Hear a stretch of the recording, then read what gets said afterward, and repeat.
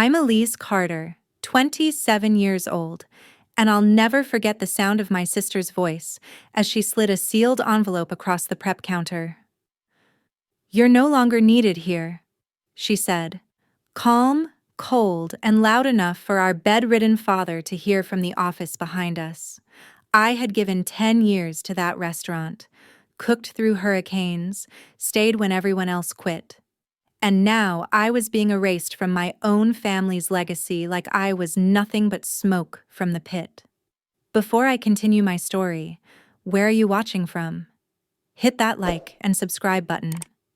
If you've ever been cut out by the people you sacrificed for, trust me, you'll want to hear how this unfolds. The last meal I ever shared with my family was a plate of brisket I spent 8 hours smoking, only to be served a betrayal I'd never forget. We were gathered in the back patio of Carter's Smokehouse, the restaurant my grandfather built, and I had practically run for the last 7 years. It was supposed to be a quiet dinner to honor my dad's return from the hospital after his second stroke. He looked thin and quiet, but there was a flicker of pride in his eyes when he saw the platter I'd carved myself. My mother, Danielle, sat beside him, her hair perfect as always, wine glass in hand, offering sharp smiles and no real warmth. Sienna, my younger sister, sauntered in 20 minutes late in a dress far too fancy for a barbecue joint. She hugged Mom, air-kissed Dad, and didn't even look in my direction before sitting down and tapping her phone. The food was good. Damn good. It always was when I cooked it. I was born in this kitchen, practically. While other kids played after school, I learned to brine ribs and season coleslaw. I thought this meal, this small gathering, might remind them of that. I thought maybe, for once, I'd be seen. Instead, when the plates were cleared and the sun started to set behind the magnolia trees, Sienna cleared her throat and stood up. "There's a few business updates I need to share," she said, like we were in a boardroom and not the backyard of our family's restaurant. She pulled out a folder. My stomach tightened. I saw my mother nod approvingly. My father didn't react. "As of this week, Dad has officially handed over ownership to me," she announced, pulling out legal papers and tapping them with her manicured nail. "And moving forward, we'll be making some changes.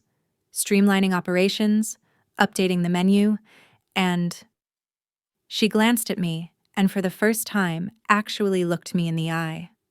"Elise, your position as kitchen manager has been terminated, effective immediately." The silence cracked like a gunshot. I didn't speak. I couldn't. My chest burned.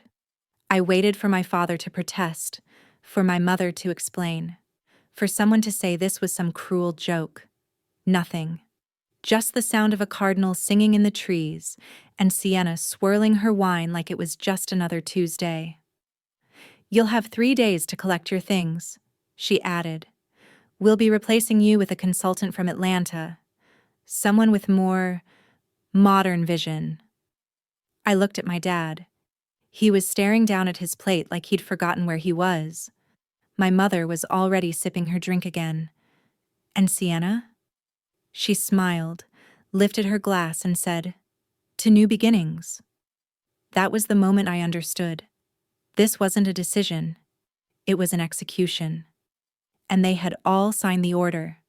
So I stood up, wiped my hands on my apron, and walked out of Carter's Smokehouse. Not a single person called after me. They say family sacrifice builds legacy.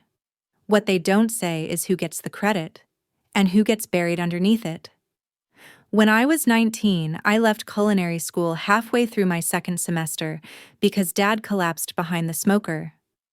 Mom called me from the hospital, voice sharp and efficient. "He's stable, but someone needs to run the pit." That someone was me. Sienna was in her senior year of high school, talking about moving to LA for acting. I canceled my lease, packed up my knives, and took the first bus home. For the next 8 years, I worked open to close, 6 days a week. I trained new hires, built new recipes, fixed leaky sinks, and negotiated with suppliers when money got tight. I kept our doors open during the pandemic by creating a takeout system from scratch and sleeping in the office when staff got sick. I did it all without asking for a title, or a raise, or even a thank you. I did it because that place was supposed to be ours, and I thought that meant something. Meanwhile, Sienna showed up on weekends when it was convenient, posed for Instagram photos with burnt ends she didn't cook, and captioned them with quotes like, "Legacy means loyalty." She started calling herself creative director, though I never saw her lift a finger to create anything except drama. She got applause for branding, while I cleaned grease traps and balanced the books at 2 a.m. When the local paper did a profile on the smokehouse's revival, they quoted her about strategic image shifts, and I was just listed as head chef Elise. It didn't matter that I'd created the menu that brought in the tourists. Sienna had the look, the charm, the story. I had the burns on my arms and receipts in my pocket. What stung most wasn't her success. It was that she acted like she earned it. Like she hadn't stepped onto a foundation I laid brick by brick with no spotlight and no applause. And Mom? She made excuses. "You've always been self-sufficient, Elise. You don't need the same kind of support." Sienna's still figuring herself out. Apparently, figuring yourself out meant driving a leased Jaguar and taking mental health breaks in Miami whenever we were short-staffed. Still, I stayed. Even when I found out Sienna had trademarked our family's cornbread recipe under her name. Even when Dad, half paralyzed and barely speaking, started calling her boss because Mom told him to. I stayed because I believed in honoring the work, in honoring him, in honoring the Carter name. But that dinner changed everything. That dinner told me I wasn't family, I was furniture, something useful, then disposable. They didn't just erase me from the kitchen, they erased me from the bloodline. And the worst part? I let them. For years. Quietly. Willingly. Until that night. That was the last day I carried that kind of silence. The next day, I picked up the phone and called someone the family hadn't spoken to in over a decade. I said one sentence. "You still got space in that broken-down kitchen of yours?" He said, "For you? Always." I showed up to Jasper's diner at 6 in the morning, wearing the same boots I'd worn when I walked out of the smokehouse. It was run down, cluttered, and reeked of fryer oil and old resentment. Logan Jasper, the family's black sheep, met me at the door with a half-drunk coffee and a raised eyebrow. He hadn't been to a single holiday dinner since 2011, when he called my father a coward, and Mom told him to leave and never come back. He was Grandpa Harold's nephew on the other side, technically not blood to me, but the only one who ever treated me like a human being. "You really came?" he said, handing me a spare apron. "What did they do? Burn your ribs?" "Worse," I said. "They burned the bridge." He didn't ask questions. He didn't need to. Logan had run this place into the ground after a failed attempt to modernize country dining. The Carter side mocked him for it. But standing in that greasy kitchen, I saw something most people missed. His eyes still lit up when he talked about food. The kind of light I hadn't seen in my father's eyes since before the stroke. "We're broke," he warned, as I scanned the chipped tile and mismatched booths.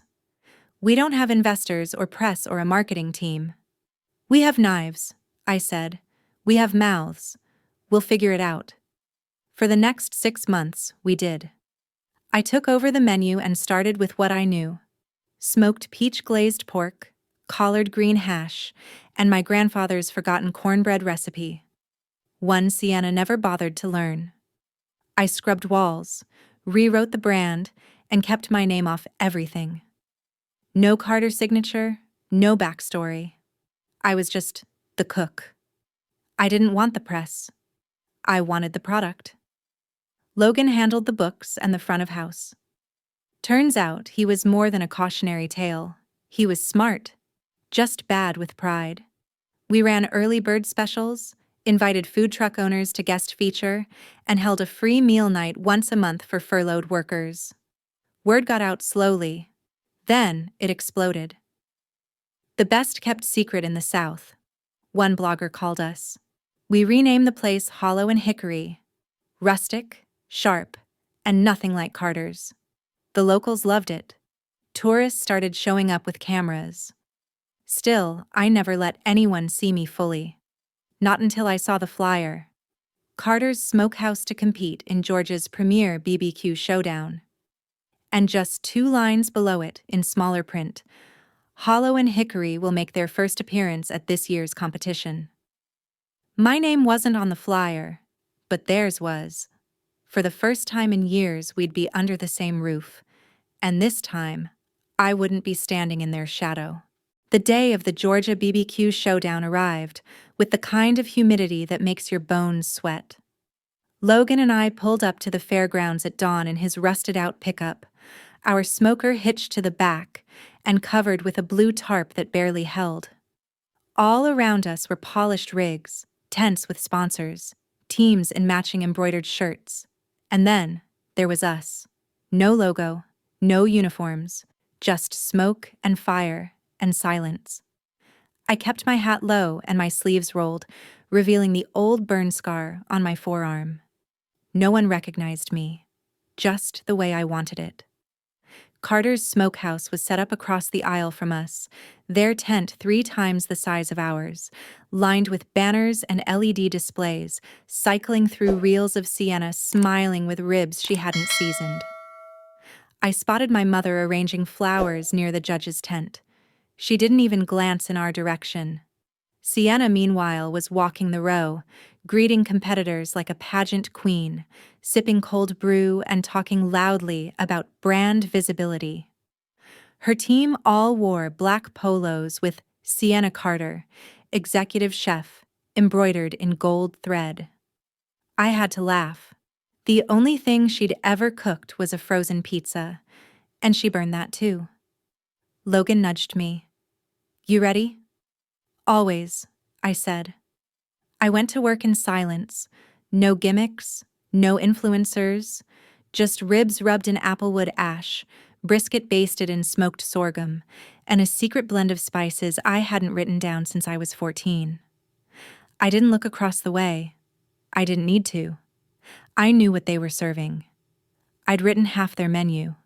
We plated late in the afternoon. Our presentation was simple. No fanfare. Just meat and memory. When the judges came by, I didn't say a word. I let the food talk.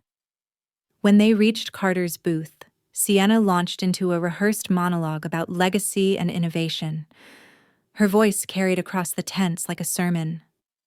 I sliced brisket while she talked about redefining tradition. An hour later, the final judging began. The announcer listed awards. Best side, best ribs, best visual presentation. Carter's picked up 2. Then came the big one, best overall BBQ. And the winner is Hollow and Hickory. The crowd went quiet. Then the cheers started. I didn't raise my hand. I didn't step forward. Logan did. He tipped his cap to the crowd while I stayed behind the smoker, wiping my hands. I watched Sienna's face twist into confusion. I watched Mom scan the tent, trying to figure out who we were. Logan turned to me after the trophy photo. "You sure you don't want to say something?" "Not yet," I said. "But soon." Because the next round wasn't going to be at a cook-off. It was going to be in ink, in headlines, and in deals. And when I did speak, I wanted the whole damn state to hear me. 3 days after the BBQ showdown, Hollow and Hickory's phone didn't stop ringing. Local news stations requested interviews. Food critics wanted tasting reservations we didn't even offer. A regional culinary magazine ran a double-page feature titled "The Silent Pitmaster Who Beat the Carters at Their Own Game." They didn't know my name yet, but they would. I gave one interview. Just one. The reporter asked if I had any ties to the Carter family. I smiled and said, I used to work in barbecue. This time, I built something of my own. That one quote went viral. The next day, a blogger with too much time and a sharp eye found an old staff photo from Carter's smokehouse. I was in the back, arms crossed, grease-stained apron, unnamed. They zoomed in, matched it to my profile at Hollow and Hickory, and posted, "The Carter family fired her. Now she's taking their customers."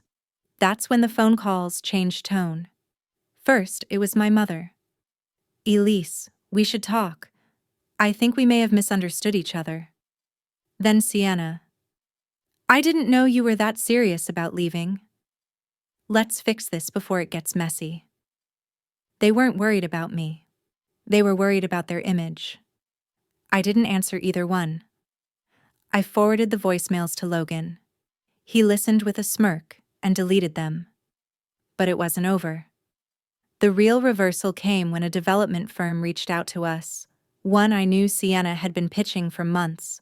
They were opening a food hall in Charleston and had narrowed their anchor restaurant down to 2 names, Carter's Smokehouse and Hollow and Hickory. They wanted a blind tasting. No branding, just food. Winner gets the contract. I cooked every dish myself. I plated everything by hand. And when they opened the envelope, the lead investor said, "Whoever this is, they cook like they've got something to prove." I won. Sienna found out from a press release. I didn't need to call. The next week, the Carter Smokehouse parking lot was half empty. Tourists were rerouting their GPS. Longtime locals were asking questions. That Friday, I posted one photo on Hollow and Hickory's Instagram. It was a black and white shot of me standing behind the smoker, face finally visible, trophy on the table beside me. No caption, no hashtags. Just the truth. Loud enough to echo through every corner of the South. I didn't need revenge, just recognition. And now they had no choice but to see me. It didn't take long before the Carter family showed up in person. A week after the Charleston announcement, I came out back to take a smoke break and saw their Lexus parked crooked in the gravel behind Hollow and Hickory. My mother stepped out first, heels sinking into the dirt like she wasn't used to standing on anything that didn't shine. Sienna followed, oversized sunglasses and a nervous twitch in her jaw. She didn't look like a woman in control anymore. She looked like someone who realized too late the wind had shifted. I didn't invite them inside. I stood by the smoker, arms folded, apron dusted in flour and ash. "We want to talk," my mother said, voice soft in a way I hadn't heard since I was a child with burnt fingers and no one else in the kitchen. "We want to make things right." I didn't respond. I waited. "We were wrong," Sienna added, trying to smile. "We let ego get in the way. Maybe we could collaborate, merge the brands. You know, reclaim the Carter name together." I looked at the 2 women who had once shut a door in my face, and now stood in my shadow. "I'm not interested in carrying that name," I said. "I built something without it, and I'm keeping it that way." My mother's face fell. "You're still part of this family." I shook my head. Family doesn't evict you from your purpose and call it strategy. Family doesn't cut your name from deeds and menus and act like that's just business. "Elise, don't be dramatic," Sienna said, stepping forward. "It was never personal." "Exactly," I said. "And that's the problem." Behind me, the back door creaked open. Grandpa Harold stepped out, leaned against the rail, and lit a cigarette he'd been hiding from his doctor. "She's not going back with you," he said flatly. "Not now, not ever. She belongs where she's respected." My mother opened her mouth to protest, but he cut her off with a look that stopped even her. "You had her," he said, "and you wasted her." They didn't argue. They just left. Dust kicked up behind their tires as they disappeared down the road. I didn't watch them go. I turned back to the smoker, lifted the lid, and checked the bark on the brisket. That was the last time they came around. No more phone calls, no more texts, no more pretending. Just silence. And this time, I was the one who chose it. Success didn't feel like fireworks. It felt like finally exhaling after years of holding my breath. When the Charleston Food Hall opened, Hollow and Hickory had a line wrapped around the block before noon. Not because of ads or influencers, but because the food spoke for itself. And this time, it had my name attached to it. I didn't throw a launch party. I didn't invite the press. I just opened the doors and let the world walk in. A few months later, I started the Carter Second Chance Fund, a quiet scholarship for culinary students with messy pasts or broken families, kids like I had once been, who needed just one person to believe in them. I didn't announce it publicly. I just funded it and moved on. When someone asked me once if I'd ever go back to the original smokehouse, I laughed. Not bitter. Just tired. You don't rebuild a house after it's burned you down. You build better. Somewhere new. I still keep Grandpa Harold's lighter in my apron pocket. He passed away 2 seasons after our first grand opening, but not before watching me receive the state's Culinary Trailblazer Award. He stood for the whole ceremony, despite the doctor's warnings. He said the best pitmasters don't just cook, they outlast. I don't dream about Carter's Smokehouse anymore. I don't wait for apologies that'll never come. I've learned that real revenge isn't loud. It doesn't need to scream or slam doors. Real revenge is building something they can never take credit for. Something they'll never touch, no matter how close they get. Some people fight to be seen. I stopped fighting. I just made sure I couldn't be ignored. And sometimes, the loudest triumph comes in the quiet after they stop looking for you, only to find your name carved into everything they thought they owned. At its heart, Elise Carter's story isn't just about barbecue or family betrayal. It's about reclaiming your worth after years of being quietly erased. It reflects a reality many people live but rarely speak about, when loyalty is one-sided and sacrifice goes unseen. Elise gave her youth, her talent, and her future to a legacy she believed in, only to be cast out when it no longer suited the people in power. And yet, instead of spiraling into bitterness or begging for validation, she redirected her pain into something greater, something that could never be taken from her again. One of the deepest lessons this story offers is that revenge doesn't have to be loud or cruel to be effective. True power often lies in the restraint to walk away and build something better without fanfare. Elise didn't sabotage her family's business or orchestrate their downfall. She simply succeeded without them and forced them to witness the one thing they feared most, her thriving on her own terms. This story also shines a light on the danger of conditional love within families, particularly when success is only rewarded when it looks a certain way. Elise was the backbone, reliable, silent, strong, and because of that, she was taken for granted. Her sister, on the other hand, was flashy and self-promoting, and for a while, that worked. But in the long run, real value always reveals itself, and empty branding falls apart without substance behind it. How to get started today. 1. Write down one area in your life where you feel invisible or undervalued. 2. Ask yourself, what would building your own version of that look like? 3. Take one step. Research, apply, create, walk away, or set a boundary. 4. Reach out to someone who sees you clearly. Just one person is enough. If you've ever been the quiet one, the overlooked one, or the one holding it all together in the background, comment below and tell us your story. Someone else might need to hear it. Don't forget to share, and if this resonated with you, subscribe for more true power stories just like this.